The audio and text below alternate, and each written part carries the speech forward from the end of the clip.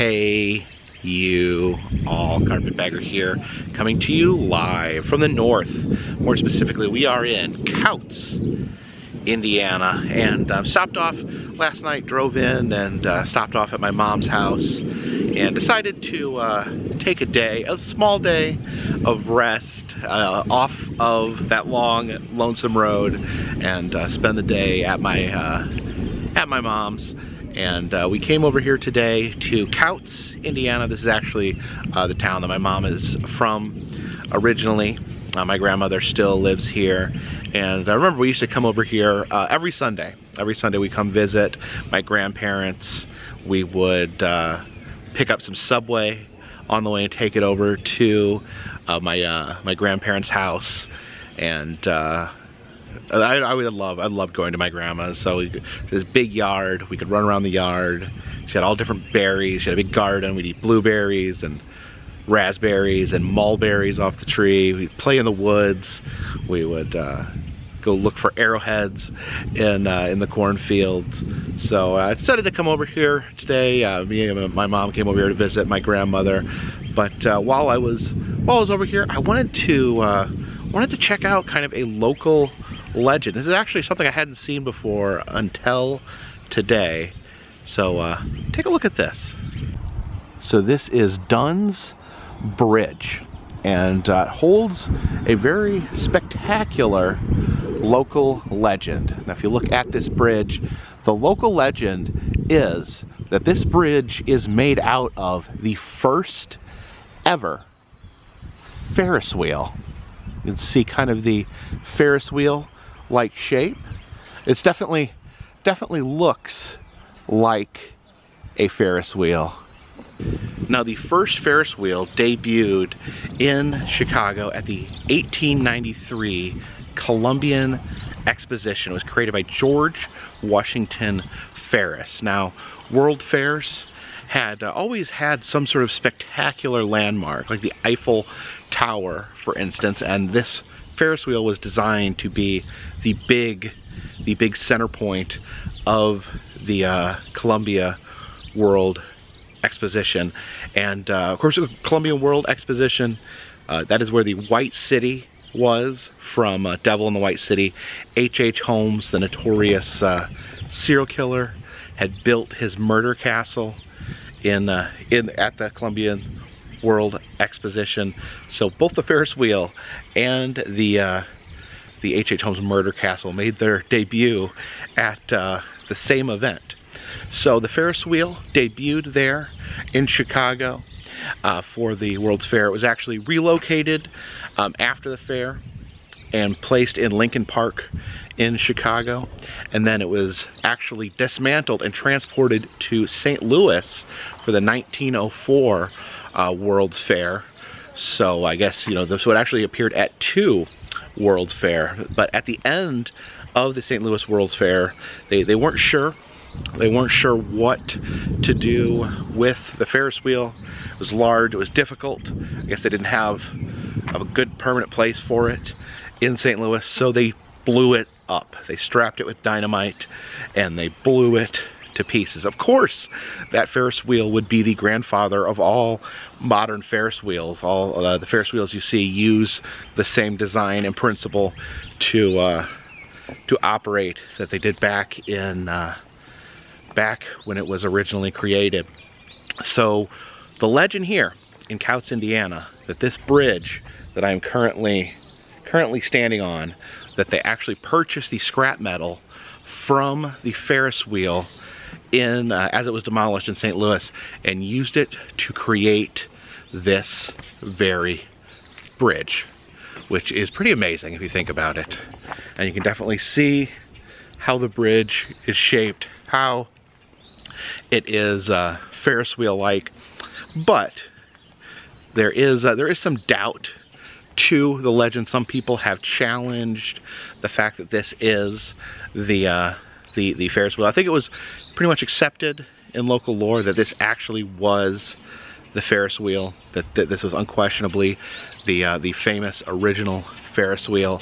But some, you know, in modern times, people have challenged the concept, saying that there's some structural differences, some things in pictures that just don't quite add up in this being the original Ferris wheel. Now if we take a look at this information plaque here, it actually does address the legend here. It does say they don't know exactly when this bridge was built. It says it was built by a farmer named J.D. Dunn. They're not sure when the bridge was actually constructed. But it does say here, it says some believe it was built in the mid-1890s using steel beams salvaged from the 1893 World's Fair. Others say it was built in 1904 with parts from the original Ferris wheel, which premiered at the 1893 World's Fair and was demolished following the 1904 World's Fair.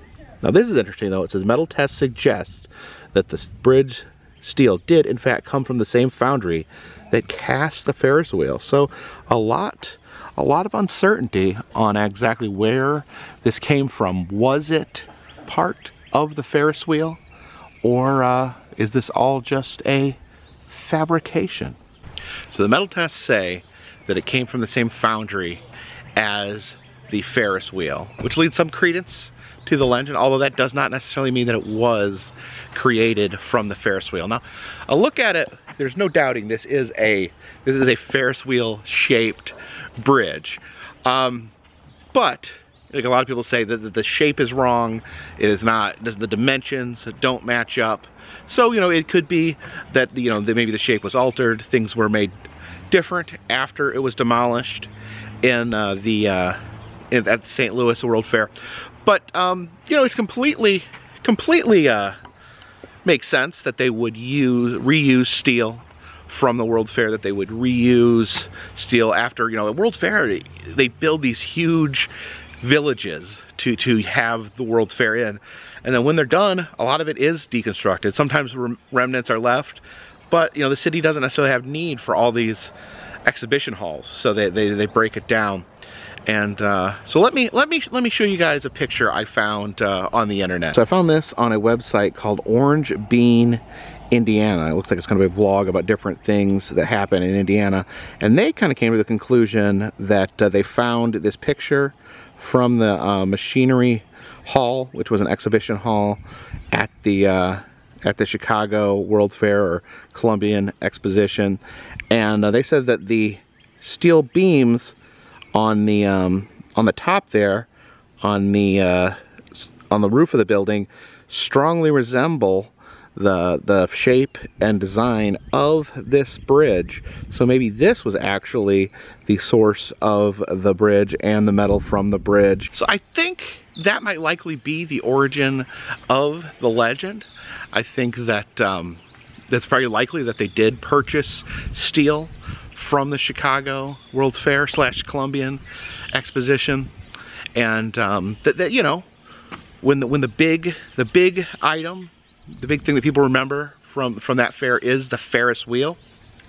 And I could see how they could think once they see this bridge, they hear that it was made from scrap metal from the World's Fair. I think it would be easy to look at this bridge and jump to the conclusion, that's the Ferris wheel there. That must have been what they used. But I think it was likely something else, some other metal found at the World's Fair show.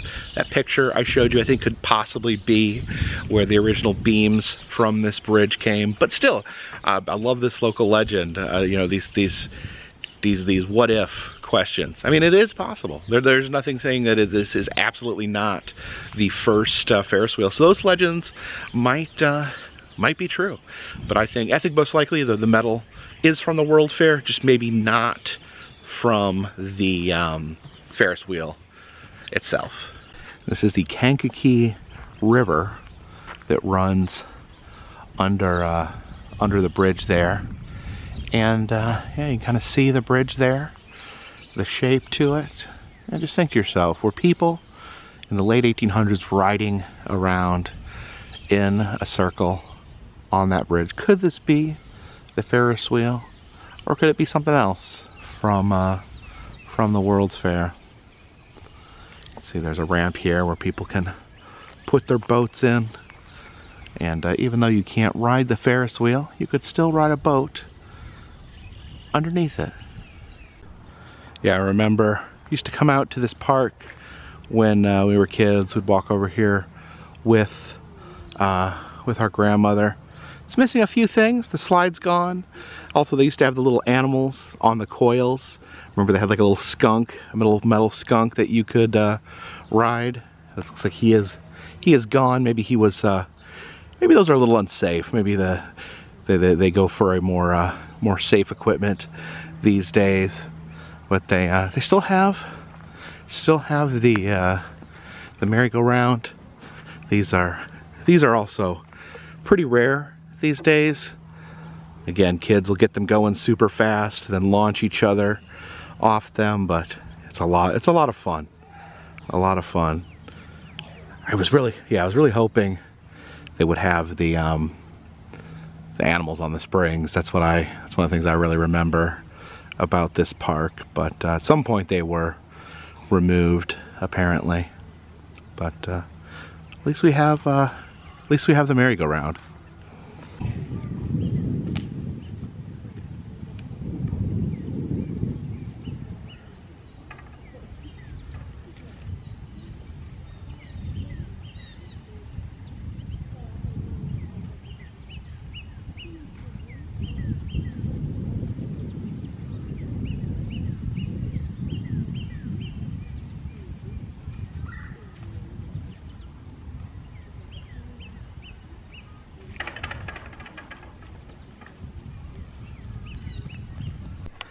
Here are some of the more modern, safe playground equipment. They make it out of plastic now. Back in the day, this was all like metal equipment. Yeah, I don't know what this is right here. This is like some sort of zip line swing or something. See the swing right there? It's connected to like a zip line. There you go. Whee! Oh wow, it's coming back. I guess this like is a zip line as well, but I guess you gotta stand up and glide across.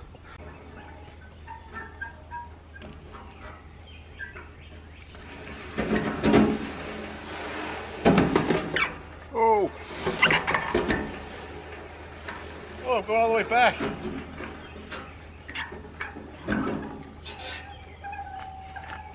Whew. Here's the modern version of the merry-go-round. I guess it works more like the teacup. You're sitting there and you turn the center. It spins you around. Still pretty fun. Like I said, like a manually operated teacup.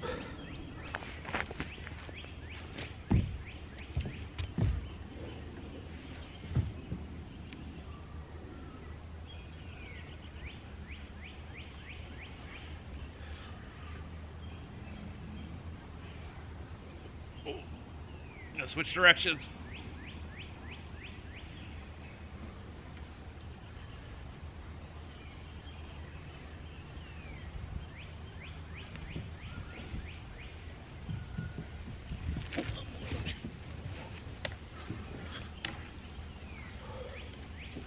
Ooh. I want to apologize for not having my hat on in the beginning of this video. Oh, that feels better. That feels better there. I don't know, I feel weird. It feels so strange filming without my hat. It almost feels like I'm filming naked. You know,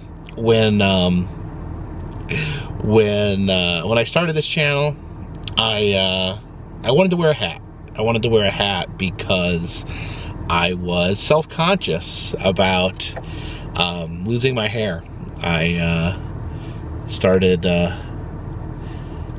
going bald early, you know, in my 20s, and I hate the idea that I'm self-conscious about myself in any way.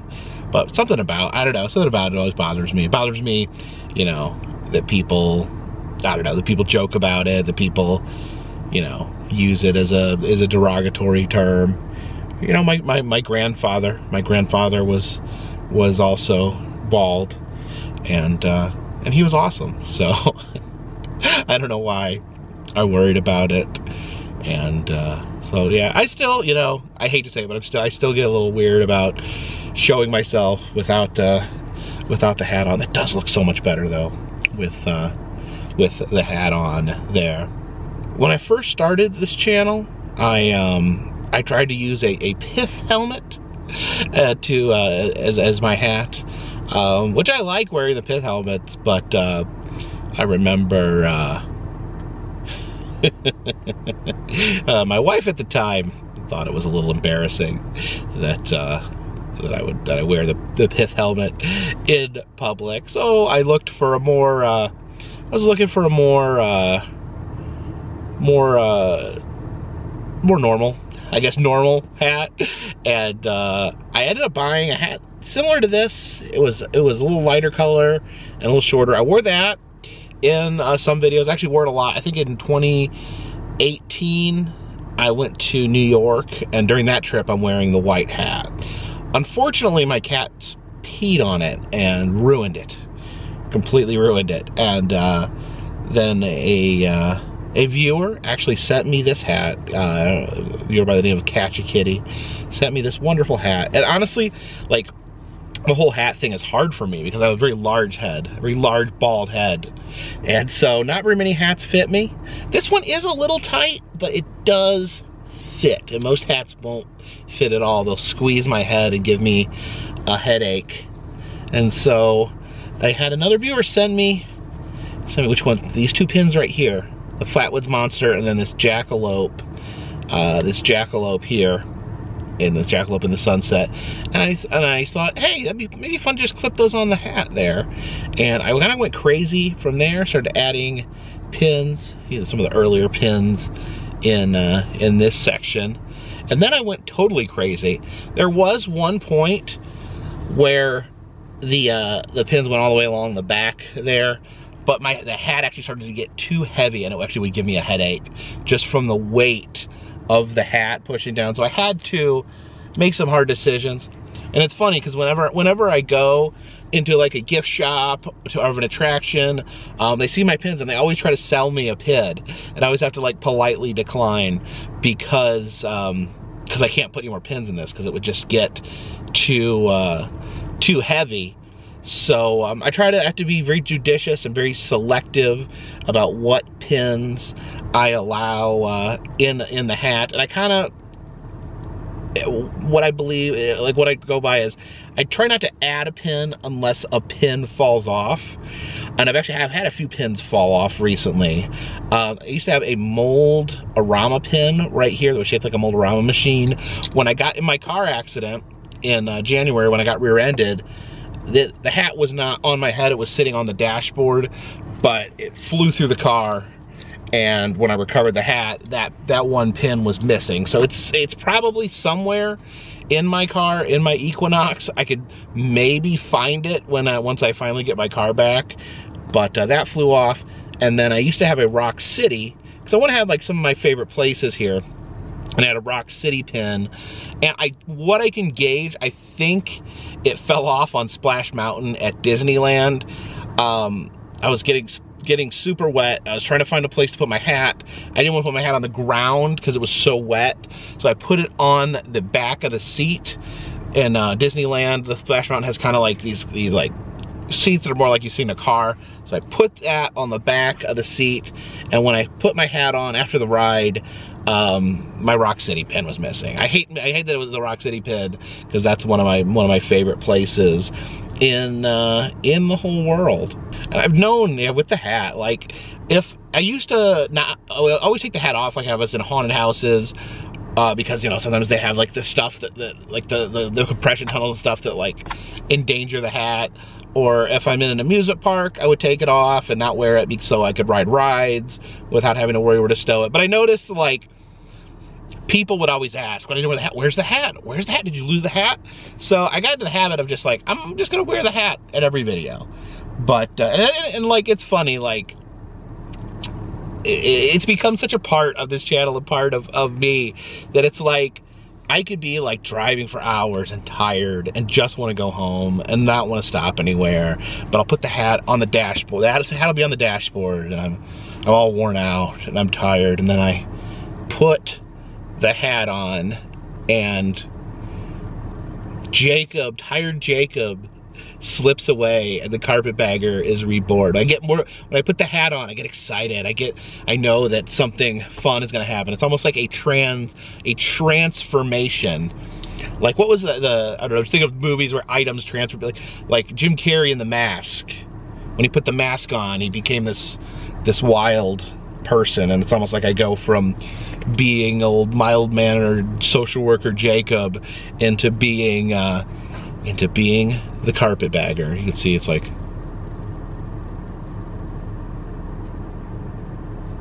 that's the transformation right there. Yeah, there's people ask about the pins, so I figured I'd take a moment just to show what pins are currently on my hat. You can see up here in the front. These are the new ones up here in the front. I got the I replaced the Rock City with this Cabazon dinosaur pin. I love the Cabazon dinosaurs. I think it's one of the most iconic roadside attractions in California. And Huell Hauser agrees. He voted it the best roadside attraction in California. Then I replaced the Mold-O-Rama pin with the Time Market.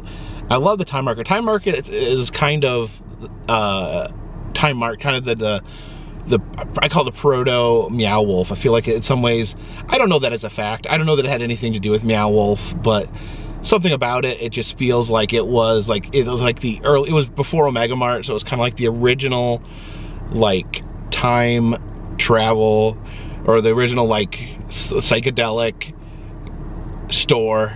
It just, I don't know, it feels like it is somewhere in the DNA of Meow Wolf. Of course, I have the Meow Wolf pin there. I probably get the most comments about that. People ask, you know, anyone that is a fan of Meow Wolf sees that and always has to ask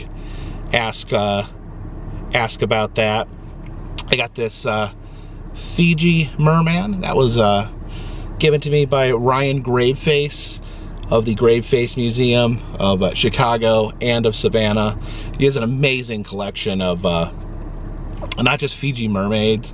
See, that's a little Fiji mermaid. I'm obsessed with Fiji mermaids. It's been a long obsession of mine, always trying to see as many Fiji mermaids as I can find. And he has an amazing collection of Homer Tate artifacts. Homer Tate was one of the leading gaff makers. He made The Thing. He made Jake the Alligator Man. So, yeah, so definitely love the Fiji mermaid and love the Graveface museums and love Ryan Graveface if you're out there. I got the Sleepy Hollow, New York pin that's got the Headless Horseman on it. And the Mothman, of course, everyone knows I'm a huge fan of Mothman. He's my favorite cryptid. I want to sound like a really dumb hipster here, but like, I liked Mothman before it was cool. But I was obsessed. I went to the Mothman Festival. It was a small little street festival, and it's amazing to see what it's grown in today. By the way, definitely want to go back to the Mothman Festival on this year. I'm going to try to make it back. I can't guarantee it because there's so much other stuff going on, but I'm going to put a real effort into making it back to the Mothman Festival. And that House on the Rock pin, I always list that as my top, I think definitely in my top 5 favorite attractions is House on the Rock and the 3 Meow Wolves. So, that's 4, so I don't know what the 5th one is. We'll have to think about that. Maybe it's South of the Border, because I got this South of the Border. This is a recent pin. I went to South of the Border once and I could not find a pin to save my life. They have literally every other souvenir and roadside trinket you could imagine, from snow globes to t-shirts to back scratchers. Everything was South of the Border on it, but I could not find a pin. So I was so excited. I think this was the time that we went there, when I went there with Jen, and she bought me this pin right here. This is from this here was given to me by Stitches from the Dead City Collective. For those who haven't seen them in my videos, They're a group of, a lot of them are clowns. They have like the clowns, and they're scare actors. They are also sideshow performers. They do an amazing show. Stitches does the one of the only people that has the trick that combines the blockhead trick and the fire breathing trick. Puts the flaming nail in his nose and then blows the lighter fluid outward, catching the flame from his nose on fire and shooting out. It's really impressive. So they do some great sideshow work, and you know, they've always been very kind to me, and then we've always, you know, we cross paths constantly going to different things.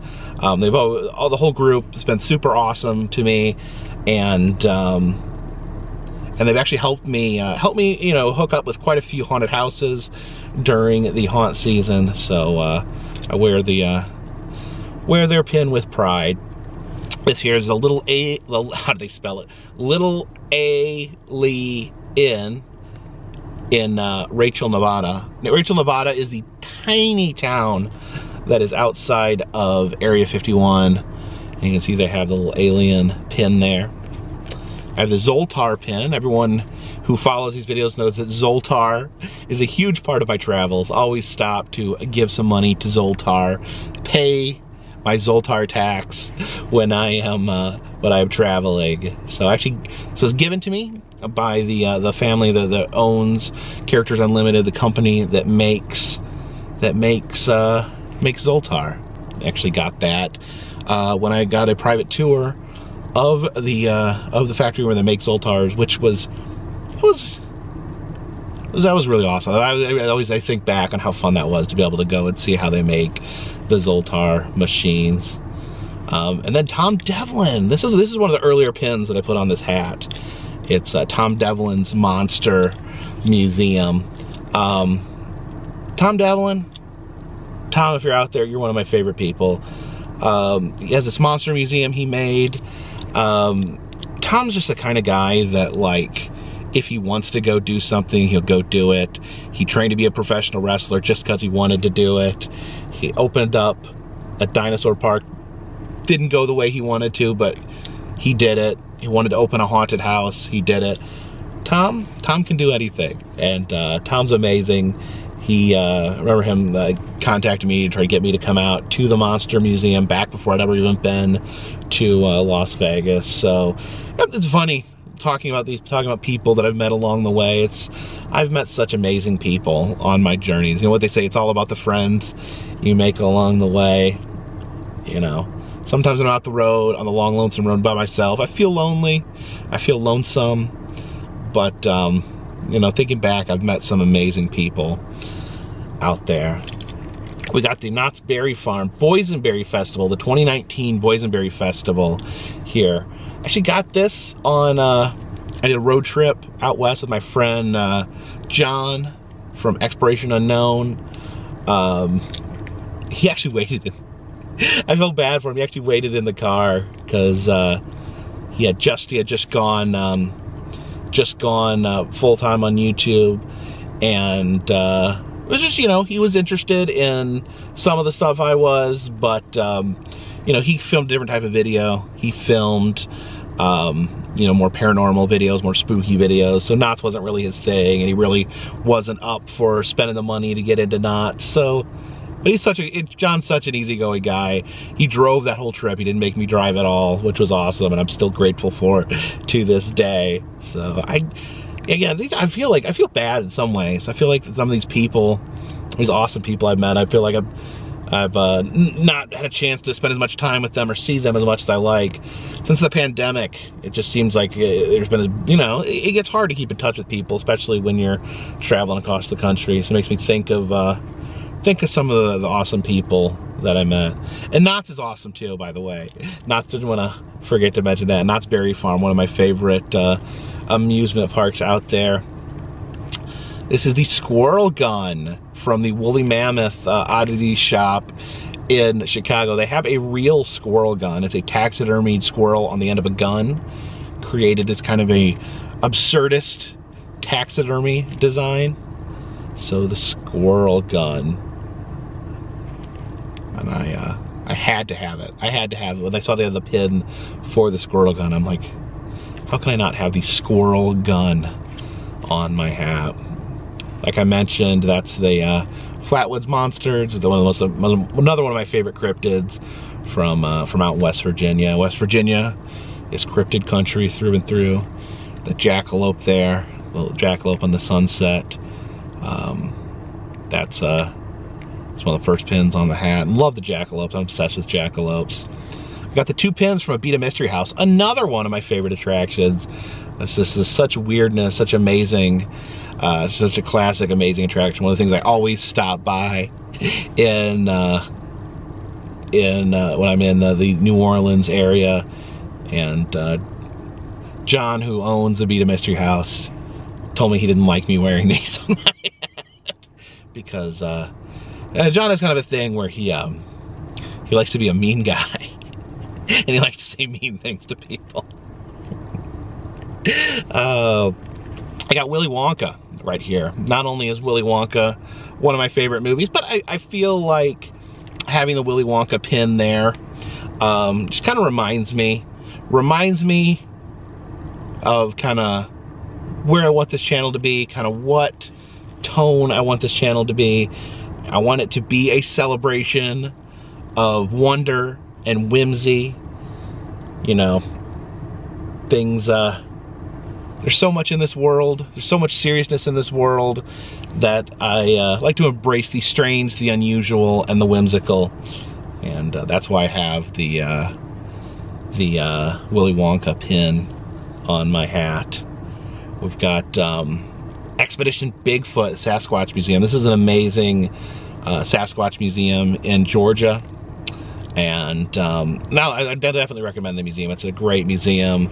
The staff there is really amazing too. I see him around at different cryptid festivals. But one that I absolutely fell in love with the design, their logo, where it has the split base, the Sasquatch, with kind of the Native American style Sasquatch there. So I absolutely loved that pin. I bought a couple shirts with that design on it as well. And this is a Disney pest management pin. You cannot buy this. This does not come in stores. A friend of mine works for pest management at Disney, and he told me he would be honored if I wore this on my hat, and I am honored. I am honored to be able to wear this, and love the Disney parks, of course. And you know, I think as far as all the Disney pins out there, because there's a billion different Disney pins, I think this is the one I want. This is my favorite. Tinkertown, another amazing roadside attraction. Tinkertown, it's kind of funny. This is talking about the evolution of roadside attractions. I spoke to the owner of Tinkertown. She told me she actually saw this hat and saw that I had the House on the Rock pin, and she told me that Tinkertown was inspired by the House on the Rock, and Abita Mystery House is inspired by Tinkertown. So you have kind of the evolution of the roadside attraction on my hat, from House on the Rock to Tinkertown to Abita Mystery House. I'll just throw Meow Wolf in there as well. It's, again, I don't know all the things that that were inspired Meow Wolf. I don't know the whole story of its inspiration, but I can't help but believe that roadside attractions like House on the Rock, Tinkertown, and Abita Mystery House kind of played into the DNA of Meow Wolf. And finally, we have the Honey Bunny pin, which Jen gave to me because she was calling me her honey bunny boo-boo. So when we first started dating, she gave me this pin, and I keep it on my hat as obviously a reminder of Jen, who I have not had a chance to spend a lot of time with in the past couple months. She visited me when I was in Los Angeles, went down to San Diego, and from there, she got back on a plane and she headed back to Rochester. And I'm not seeing her since, physically. So I haven't seen Jen since when was that? That was February. That was February. So it has been, gosh, has it been a whole month since I've seen her? Wow. And I will see her tomorrow, because tomorrow I plan on getting in my car and heading on the final leg of this road trip to see Jen. By the way, people asking where this Darth Vader came from. I gave this to Jen for Valentine's Day. It's a Darth Vader helmet that you can wear. If you want to watch on her channel, she does an unboxing where she shows it, and her channel is Jenny Penny. If you haven't heard of her channel, check it out. She does toy hunt videos and toy themed videos. So it's check that out if you're interested in toys or toy hunting, or if you're just interested in her personality. Check that out, because yeah. So yeah, this road trip. As I say, this road trip's coming to an end, but here on the Carpetbagger channel, the road trip never ends. I will be continuing to travel, continuing to visit things, but this road trip, I guess you could call this the Choose My Adventure road trip. I haven't put up a poll in a while, but this has been the same continuous road trip. I left January 8th from Rochester. I was in, did the Choose My Adventure. For most of that time, I was stranded in Ohio for over a week due to 2 separate car problems, and then I ended up in Transworld for the Haunted House Convention in St. Louis. I think that was February 2nd, maybe. And then from there, we head out to California, where I wanted to check out the opening of Super Nintendo World. And I just stuck around. I stuck around for over a month in California. Then last week or so, I started heading back, and tomorrow is going to be the last chunk of that journey. So maybe that is the end of the Choose My Adventure road trip. But like I said, the adventures never end. The road trip never ends here on the Carpetbagger channel. So stick with me, and I promise we will have some adventures together this year.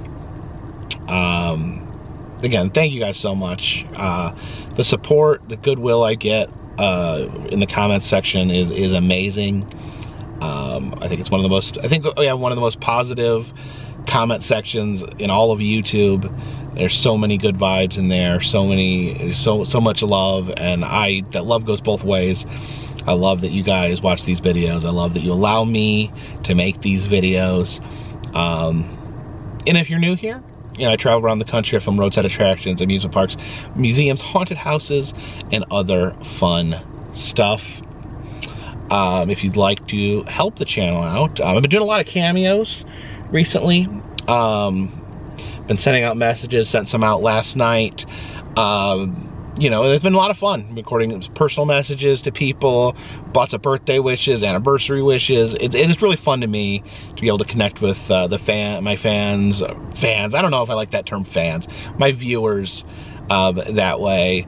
Yeah, the word fan, I hate that I just said that. The word fan is kind of a yucky word. So my viewers, my supporters, I want to send out special messages to them. If you're interested in that, the link's in the description of this video. If you check that out, of course, you can send messages for birthdays, messages for anniversaries. It can be non-special occasions.